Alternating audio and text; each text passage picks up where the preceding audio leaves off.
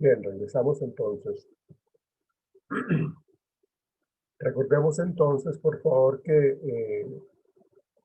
el enfoque mentalista pues está haciendo referencia a la conducta en términos de procesos mentales, y lo que estamos hablando ahorita es el enfoque y la importancia que tienen las condiciones ambientales y la influencia de este medio ambiente en la generación de conductas a nivel de estímulos, de reforzadores que generan cierto tipo de conducta. Bien, continuemos, por favor. Por favor, quiero que Laura Forero continúe hablando del artículo, por favor. Laura. Buenos días, profesor. Ahora, Laura. Te escuchamos, Laura. ¿Con el otro estímulo? Sí, por favor. Estímulos discriminativos. Son eventos ambientales que preceden y acompañan a las operantes, pero que no los provocan en la forma en la que lo hacen estímulos provocadores con los respondientes. Los estímulos discriminativos constituyen la ocasión en que una conducta ha sido reforzada. En la virtud, aunque no provocan la conducta, la hacen más probable en su presencia. Por eso se dice que los estímulos discriminativos controlan la conducta operante, para poner a un operante bajo el control de un estímulo discriminativo. Es necesario reforzar dicha conducta cuando ocurre en presencia del estímulo y no reforzarle cuando ocurre en su ausencia. Algo que siempre debemos tener presente es que la relación entre un estímulo discriminativo y un operante es fundamental diferente de la relación entre un estímulo provocador y una respondiente. ¿Qué entendimos de eso? Dime, por favor, ¿qué entendimos de la lectura que tocaba de hacer, de esos estímulos discriminativos? ¿Cómo lo entendiste? Que los estímulos discriminativos son aquellos que son reforzados ante una conducta. También dice que son estímulos que vienen siendo provocados ante una acción o una consecuencia. ¿Alguien quiere complementar algo a lo que está comentando ella? Por favor. ¿Alguien quiere agregarle algo?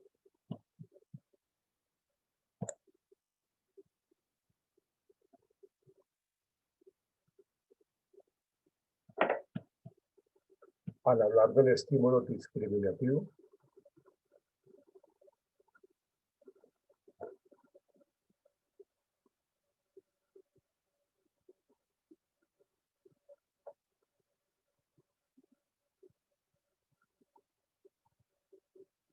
El estímulo discriminativo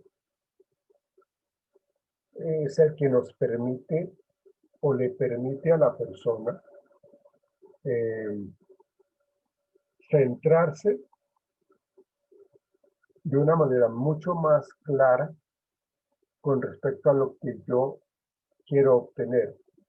Por eso se llama de un estímulo discriminativo, porque es diferente al de los demás, ¿sí? El estímulo discriminativo es el que yo voy a buscar para poder obtener satisfacción, porque ese estímulo discriminativo me provoca cierto tipo de ganancia. Entonces, el estímulo discriminativo lo que hace es generar conducta cuando aparecen. Si ese estímulo discriminativo no aparece, pues entonces no se van a generar respondientes, no se van a generar operantes. Por eso el estímulo discriminativo, yo lo, digámoslo así, en un campo visual yo tengo 4 estímulos, y de esos 4 estímulos hay uno que yo identifico con mayor facilidad, y ese es el estímulo discriminativo. Es el que me va a generar mayor satisfacción. Voy a colocarlo a manera de ejemplo con lo siguiente. Si yo tengo 3 invitaciones de 3 señoritas, ¿sí? Entonces, yo voy a analizar de esas 3 señoritas quién me genera mayor satisfacción. Las 3 son importantes, las 3 invitaciones son importantes, pero para mí hay una en especial que me genera mayor satisfacción, porque su compañía es agradable, porque conversa muy chévere, porque tiene eh, buen temario, bueno, una gran cantidad de estímulos discriminativos que tiene ella. Entonces, de esas tres amigas que me invitaron, yo escojo una.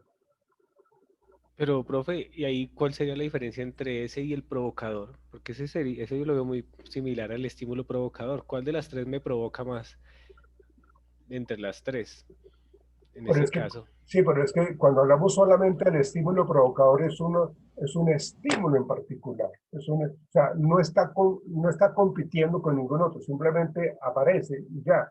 Pero cuando hablamos eh, de este estímulo discriminativo es porque ya necesito yo generar, digámoslo así, un análisis de esos estímulos diferentes que se me presentan y cuál es el que me ha generado mayor satisfacción anteriormente. ¿Sí?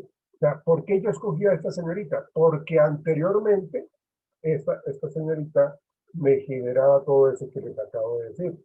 Entonces, como se presentan tres señoritas a invitarme, entonces yo ya tengo claro que con eh, tal persona ya me siento mucho más identificado. Entonces, ese sería mi estímulo discriminativo.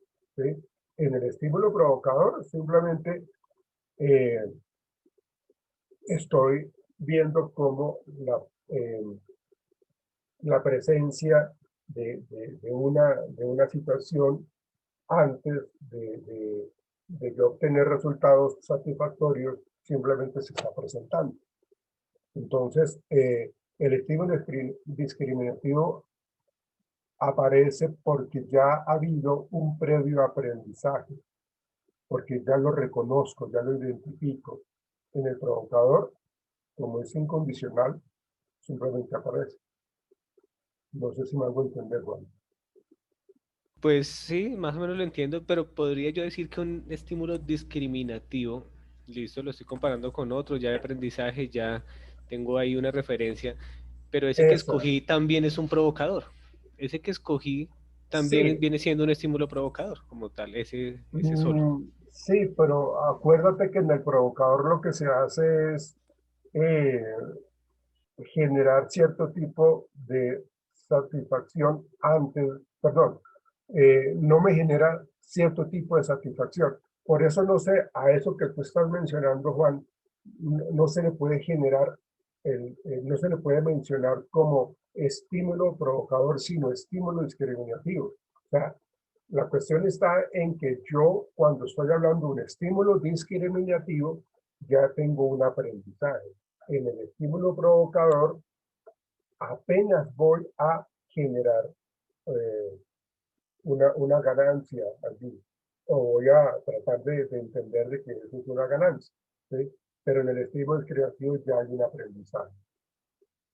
Digámoslo así que mencionar los estímulos tiene que ver mucho con la parte contextual, con la parte situacional. O sea, en un momento en particular se hablará de un estímulo provocador, ¿sí? Y me generó cierto tipo de reacción positiva, entonces me gustó, pero me generó cierto tipo de satisfacción. Antes no lo sabía. En el estímulo discriminativo yo ya tengo que la posibilidad de elegir, ¿sí? Porque entre varios, lo que su merced dice es muy cierto, son estímulos provocadores, pero como estos tres están, digámoslo así, presentes de una manera eh, inmediata, se están presentando las tres señoritas de una manera inmediata con la invitación, entonces yo, como ya he compartido con las tres, como yo ya he tenido cierto tipo de experiencias con ellas, la que más me genera satisfacción es tal persona, más me genera agrado es tal persona, entonces ese estímulo discriminativo yo lo puedo identificar. ¿Ves? Entonces ahí estamos hablando de esa diferencia. Es más contextual, me parece a mí, para poder entender lo que es el estímulo discriminativo y el estímulo provocador. Sí, ya más o menos. Igual sería bueno también ver más ejemplos, como tú dices, como es contextual, sería Sería chévere poder ver diferentes ejemplos en diferentes contextos para Ok, poder entender bien esos ok. estímulos. Entonces, Juan, me gustaría mucho que usted investigara esos ejemplos a manera de cómo logramos nosotros entender un estímulo discriminativo y cómo generamos también un estímulo provocador Listo. en la vida real. No, interesante que lo investigues, Sí, sí. que busques como esos ejemplos en lo que es la vida real y cómo lo podemos plasmar en esta parte teórica como tal. Listo, Juan. Eh, Lady Alvarado. Lady, Señor, ¿quieren leer por favor los estímulos neutrales? neutrales, sí, señor. Son aquellos eventos ambientales que en un momento determinado no producen ningún cambio en la conducta, sea que la precedan, la acompañen o la sigan. ¿Y eso cómo lo entendemos? Que son, que por más de que intentemos cambiar la conducta no es posible. O sea, ya es una conducta que ya está como biológica. Simplemente que no generan, pues, no sé, o sea, Sí, señor. están allí porque aparecen, Lady y, Sí, señor. y sus compañeros, pero no tienen ningún tipo de influencia, son, no tienen peso, no tienen significancia, son totalmente, están ahí presentes, pero pues no me importa. O sea, recuerden que cuando yo hablo de estímulos, cuando hay cierto tipo de influencia sobre mí, es porque pues no son neutrales, ¿sí? Tienen la importancia para mí y ejercen cierto tipo de consecuencias satisfactorias o no satisfactorias, ¿sí? Eh, pero en este caso, pues como aparecen allí, pues como no tengo importancia sobre eso, pues son neutrales y ya simplemente pasan y uno los deja de lado. Bien.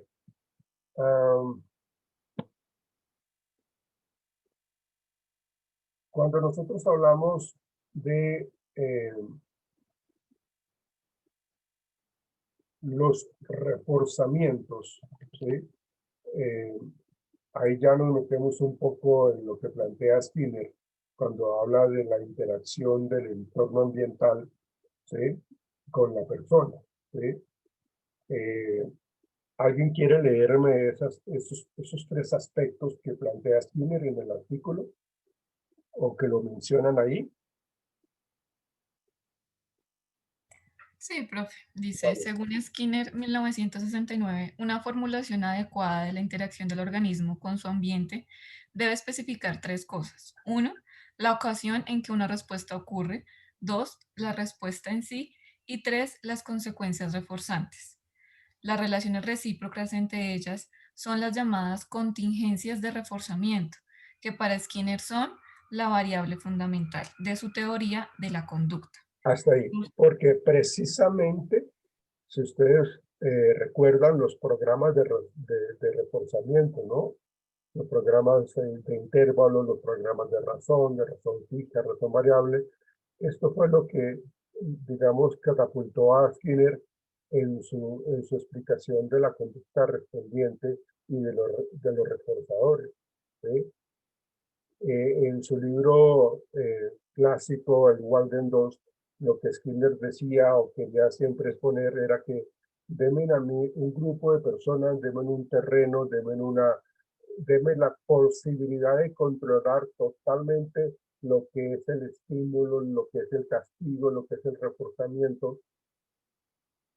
Y yo les entrego una sociedad en donde se puede vivir a plenitud.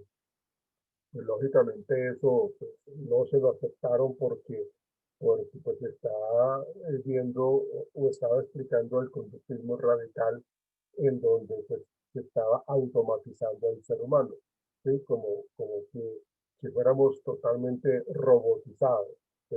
Como si no tuviéramos la oportunidad de procesar información, ¿sí? Recuerden que Skinner dice que los pensamientos son una conducta y eso pues también es importante analizarla. Y pensamientos, el análisis que yo hago, si mi conducta es buena o es mala, me va a determinar si la ejerzo o la emito o no, pero sabiendo que eso también me va a traer consecuencias. Digamos que cuando se habla un poco de la parte cognitiva, es lo que de pronto le estaba faltando a Skinner cuando estaba hablando de estos tipos de reforzamiento para modificar conducta. Entonces, empieza como a involucrarse la parte cognitiva, entendiendo, vuelvo y repito, al pensamiento como una conducta no observable, ¿sí? No quiere decir de que el pensamiento no ocurra o no sea importante, simplemente que no va a ser importante según Skinner, si no aparece la conducta. Pero resulta que en el proceso cognitivo hay una serie de análisis, de interpretaciones, miro a ver qué es lo que está pasando, si es bueno, si puede ser bueno, si puede ser malo, y todos esos son procesos cognitivos, ¿sí? Que en últimas también son conductas. Bien, ¿qué otra cosa importante? Para de pronto no centrarnos demasiado en los programas de reforzamiento. ¿Algún comentario que tengan ustedes, por favor, de los programas de reforzamiento?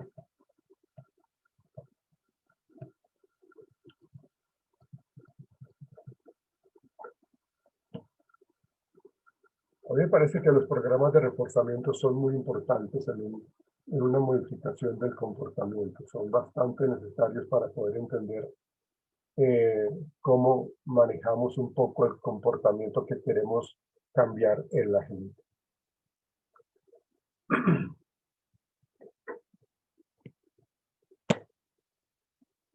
Juliet Díaz.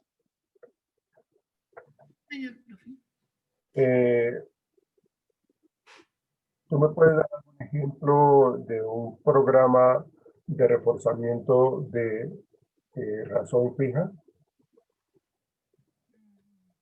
¿Recuerda? Dime si lo recuerdas o no, no te preocupes. No recuerdo muy bien, profe. Ok, no te preocupes. Vicky Mosquera, hola, ¿cómo estás, Vicky? Profe, buenos días. Hola, Vicky. ¿Tú puedes darnos algún ejemplo de un programa de razón fija? No, profe, no me acuerdo ahorita. Okay. Saray. Hola, Saray, buenos días. Hola, profe, buenos días. La verdad es que no, profe, no me acuerdo. No me acuerdo y pues estaba leyendo la lectura y todo, pero pues, o sea, es como un patrón, como las respuestas, pero no entiendo. Ok. ¿Alguien quiere de pronto explicarme cuando hablamos de estos programas de razón fija? Pues se supone que la razón fija es, o sea, como tal un objetivo. Entonces, en un ejemplo, digamos, en alguien que vende, entonces tiene que vender cierta cantidad de objetos, o sea, un libro. Entonces se le da el objetivo y la razón fija es que venda los libros, cierta cantidad de libros por cierto tiempo. Sí, no estoy mal. No creo. no tanto el tiempo, sino el número de conductas que queremos que emita la persona. ¿Sí? O sea, el número de ventas, por decirlo así.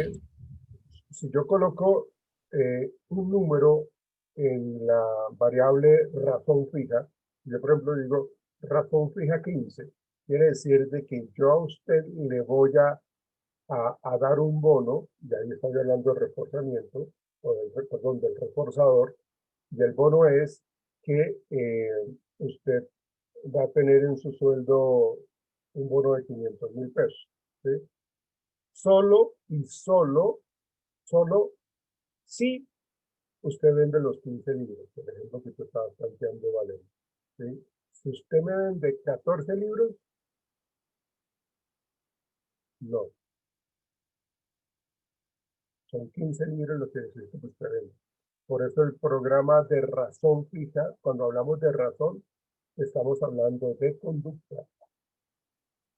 Cuando estamos hablando de intervalo, estamos hablando de tiempo. ¿Sí? Los programas de razón fija son cada 15 libros lo voy a premiar. ¿Sí? Si estamos hablando de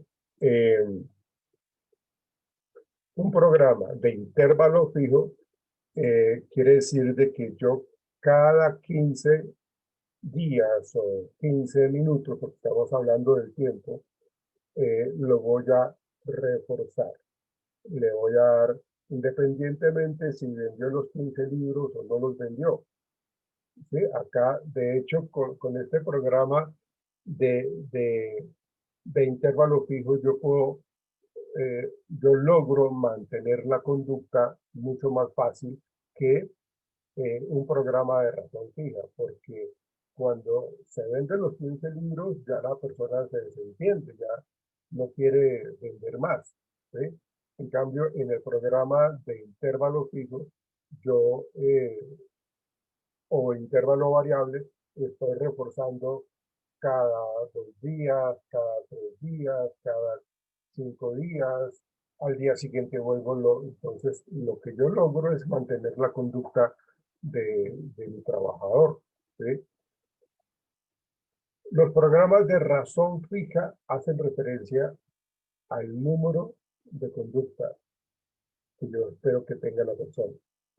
El programa de intervalo hace referencia con el tiempo que yo manipulo para mantener un comportamiento.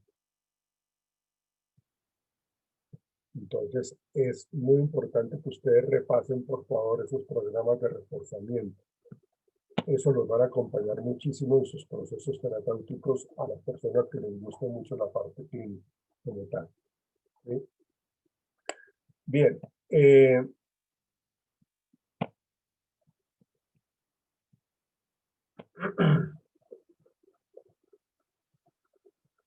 Vamos a ver un video. Permítanme. Vamos a ver un video.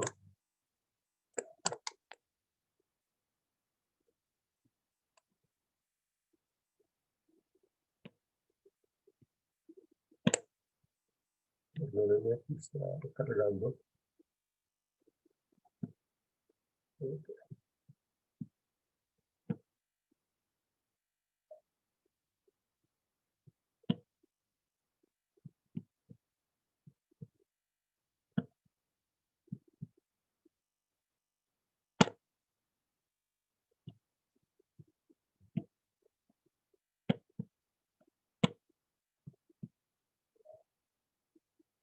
Me dicen por favor ahorita si lo escuchan, si tiene audio el video que les voy a compartir.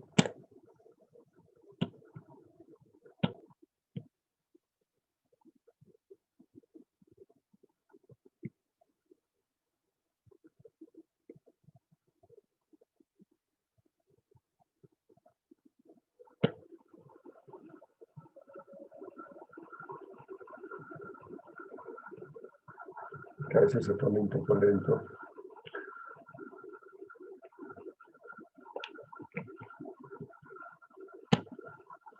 ...24 de febrero de ¿Escuchan? Sí, señor. 1913, en la Universidad de Columbia, en Nueva York, John Watson proclamó el nacimiento de una nueva escuela psicológica. La psicología tenía que prescindir de la conciencia y limitarse a la conducta. Pero Watson no pudo desarrollar plenamente su programa, porque 7 años después tuvo que firmar su carta de dimisión. A los 42 años, viendo cerradas las puertas de la universidad, probó fortuna en la publicidad y se convirtió en un alto ejecutivo de Nueva York. Tras triunfar en los negocios, pasó los últimos años en el campo, apartado y olvidado de todos.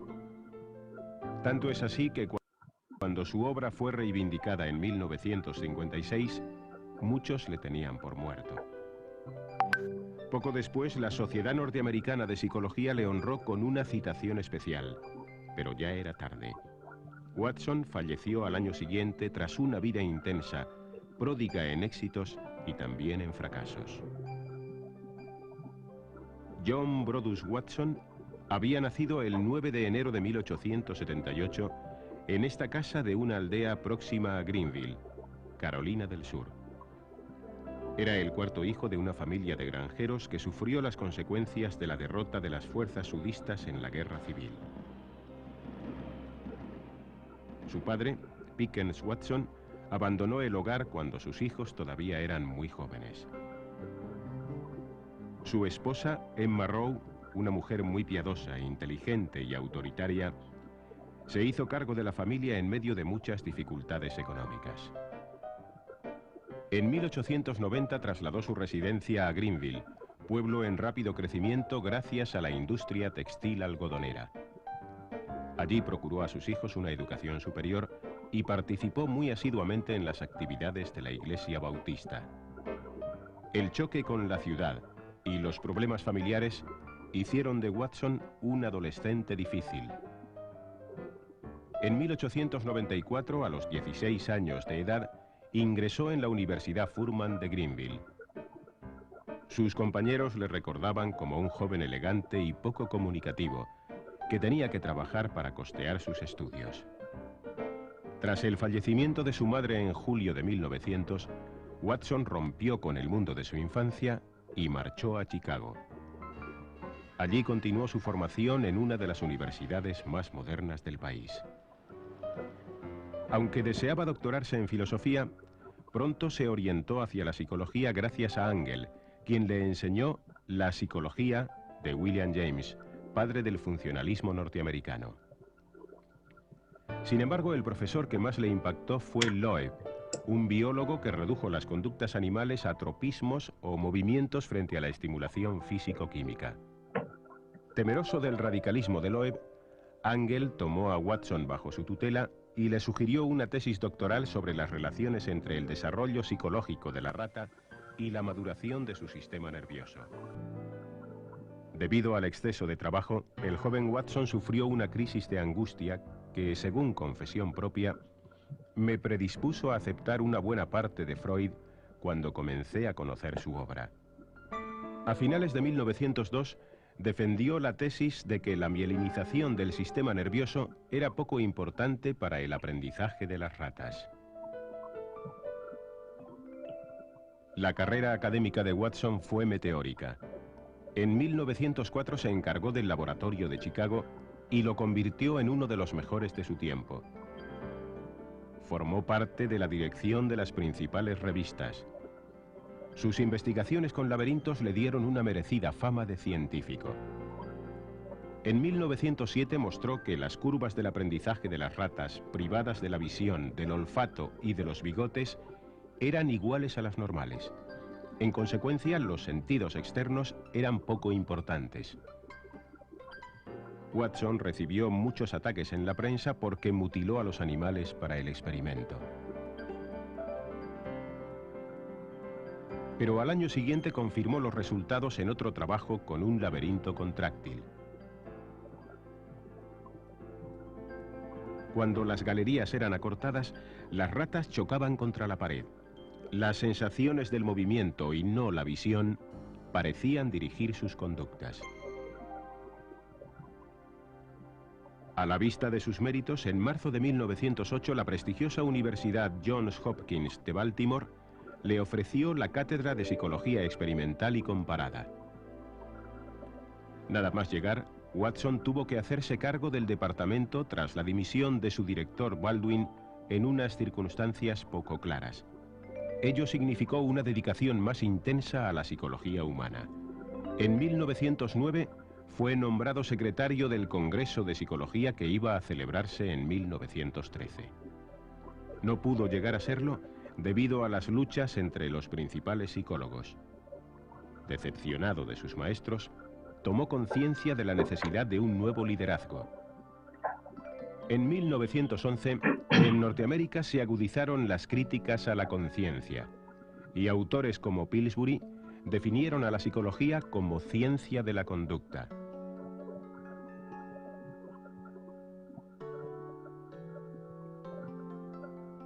Al año siguiente se multiplicaron los ataques a la introspección. Un ayudante de Watson, Dunlap, redujo las imágenes a sensaciones de los movimientos oculares y la introspección a la observación de esas sensaciones. Ante el nuevo giro de los acontecimientos e influido por Dunlap, Watson decidió borrar a la conciencia del mapa psicológico. En 1913 publicó el Manifiesto, donde combatió las teorías centralistas del sistema nervioso. Las imágenes no eran más que movimientos de los ojos y demás órganos periféricos. Al año siguiente, en este texto de psicología animal, presentó una recopilación exhaustiva de los experimentos realizados hasta la fecha. El libro fue muy alabado por la crítica. En 1915, elegido presidente de la Sociedad Norteamericana de Psicología, en el discurso de investidura recomendó el condicionamiento pavloviano, convirtiéndose en uno de sus propagandistas en los Estados Unidos. Que en agosto de 1920 estalló el escándalo de sus relaciones con Rosalie y la petición del divorcio por parte de su esposa Mary Ickes. Watson y Mary se habían casado en Chicago en 1903 en una ceremonia secreta debido a la oposición del hermano de Mary, que después sería ministro del gobierno norteamericano. El matrimonio tuvo 2 hijos, pero las relaciones fueron difíciles y terminaron por romperse. Mary se hizo con las cartas de amor de Watson a Rosalie y le denunció ante los tribunales de justicia. La resonancia del caso en la prensa y las presiones de los círculos conservadores obligaron al rector de la universidad a ponerle en la disyuntiva de firmar la carta de dimisión o ser expulsado. Watson no lo dudó y renunció a su posición académica por Rosalie. Nadie es indispensable. La psicología y la universidad pueden arreglarse sin mí. Con ello ponía punto final a su carrera de investigador en el momento mismo en que ésta llegaba a su plenitud.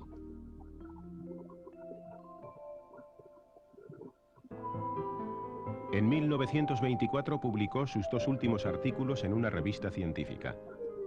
Pronunció unas conferencias que fueron publicadas en un libro, en el que presentó la última versión de su teoría.